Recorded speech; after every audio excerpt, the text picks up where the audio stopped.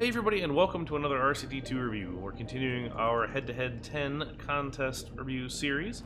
This is the second part in round number 4 and match number 3. This is going to wrap up round number 4 for us. And this is Sea of Symphonies by the Soda Jerks. This was 60% by Ethan, 20% by Scoop, 19% by Mulpje, and 1% by inthemanual. So pretty interesting take on an under the sea theme. If you remember last time we had Raveland, and now we have another musically inclined park with this underwater symphony theme. So it's a whole kind of area wrapped around this gigantic hotel, the Grand Shellios Hotel. I hope you're ready for ocean-related puns, because this park has a lot of those. But this is a pretty impressive architectural piece to begin with. I love this kind of stained glass, see-through bit of Triton or Poseidon or whoever it's meant to be. Pretty impressive. Great music just in general as well. There's also the announcer, which you'll probably pick up little bits and pieces here in the background, but worth listening to the whole track because there's some pretty clever ocean related jokes and names of celebrities made more clever with some sea puns. So let's start here up at the front. We've got this great entry gate with these towers. As you come down the main processional here, we see the band here, the Grand Shellios marching band, who's coming down the whole entry here. On the left side, we have the eel-centric amp, electric amp, and this is Vekoma little shuttle coaster, or at least matches that similar type layout. So pretty nice use there. Also these eel cars, which I feel like I don't think I would have ever seen a use for, but here we are. Actually also the future theming little light pieces here. It's another one of those scenery items that I don't think I really would ever think to see a useful out of, and here we go. But nice little layout here for sure. We turn around, we've got a whole bunch of good architecture just in general. We've got this carousel down here, so this is the carousel, of course it is. Also this giant building here with the tail on the end. This is the prawn shop, which is kind of funny as well. So really just in general very nice architecture across the board. All ties together very well with that whole blue and white and teal coloring for everything. The octopus here kind of dominates the scene, and this acts as the station here for the coral coaster. So we'll take a look at that here once we clear the blocks. Unfortunately, the blocks weren't totally cleared on this one. I love the musical note custom ride vehicles here that just kind of carry throughout the whole space. There's a lot of just little kind of textural crunch type details as well. All these little bubbles that are coming up.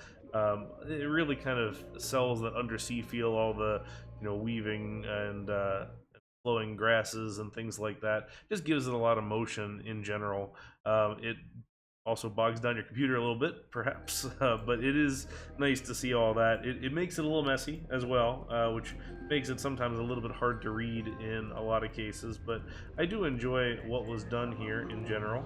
So this is a pretty good layout overall, using some nice little hacking here to get the alternating colors as well, with the dark orange and the light orange on the whole thing. And a pretty nice sized coaster too, held up by these like coral pieces on the sides here, coming around and then into the brakes here. But some pretty neat stuff. Love this octopus tentacles. That's a new custom ride vehicle as well for this, so not surprising there's a lot of custom things being made specifically for the park.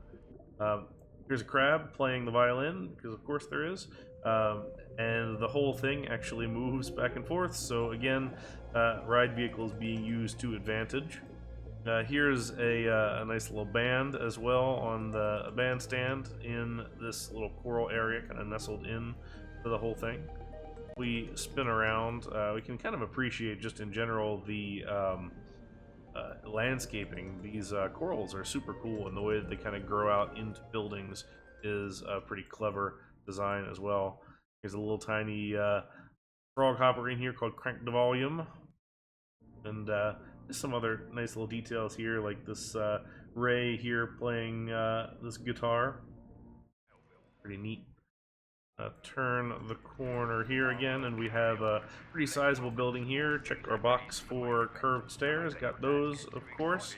But pretty sizable stuff here. Starfish playing the trumpet, it looks like.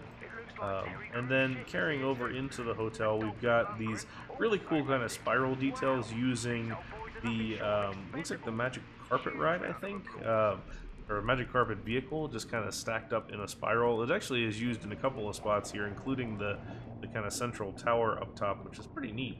That's a nice detail as well, using ride vehicles for architectural detailing, which isn't anything new, you know. It's just the way that it's used is always kind of neat to see how it innovates. Like, here's some vehicles stacked up here just to give this some kind of nice detailing. When you paint it all monochrome, it just kind of looks like just a lot of little finials and other bits and pieces.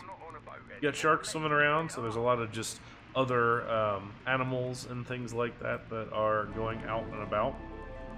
We spin around to the backside here. We can see a little better. There's the Shellios Hotel tour, which is the single rail ride that comes through the whole thing and kind of stacks all the way around and carries through the whole thing. Get a couple little cutaways here as well in the map, so, or in the hotel anyway. So we've got the kind of some of the celebrities arriving. Here's Gil Smith, of course. We've got Selena Gomez. We've got Frank Ocean, of course. That one writes itself, and some pretty fun little jokes there. So worth checking out there. Here's the little weight room here. Here's the statues and little spinning class going on, and that one.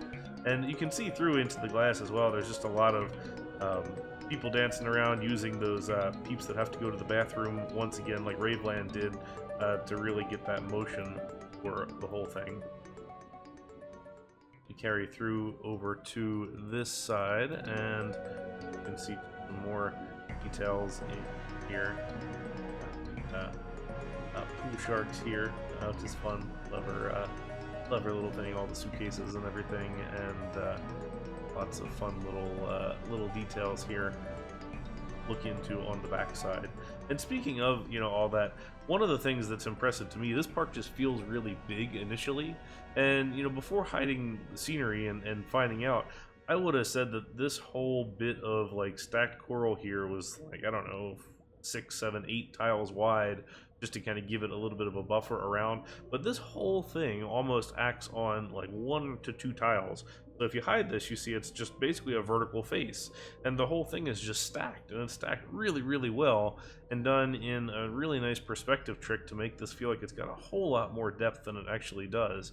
And to me, that's probably the most impressive part of this build, is the way that that landscape integrates into the whole map and is just done so well. Here's some nice little sand currents going through here.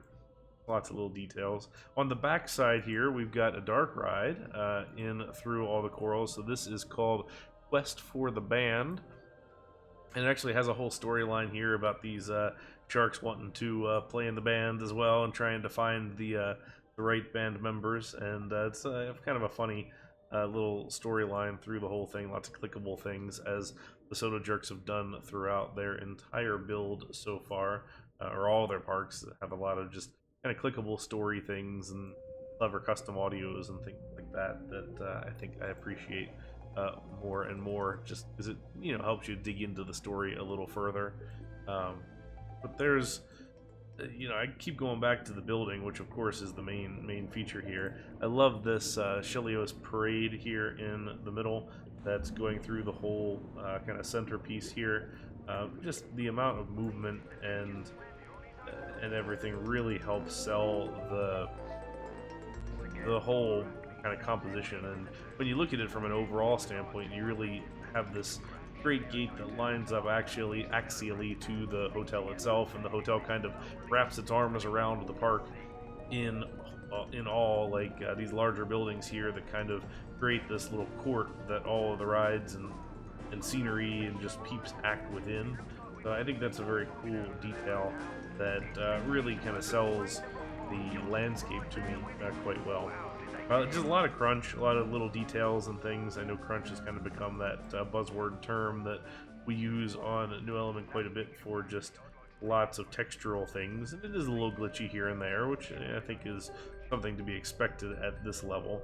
Like I said, it gets a little bit busy sometimes, a little bit hard to tell what's going on, but details there, once you spend the time kind of parsing it apart, really kind of stand out. There's just a lot of clever stuff in the whole thing. So if you'd like to check this one out, which you ought to, you can find a link in the description below to download this. Also, you need to open RCT to view it. If everybody's using this new Giga Coaster pieces that we've got, which there I would too. So check that out for sure. This is the end of round 4, which means we have round 5 to go, and then we get into the semifinals, finals, and the third place match. So we're getting closer. There's a lot of really interesting, exciting parks to come, so definitely stay tuned. Check all that out, and we will see you next time. Thank you very much for watching. Bye now.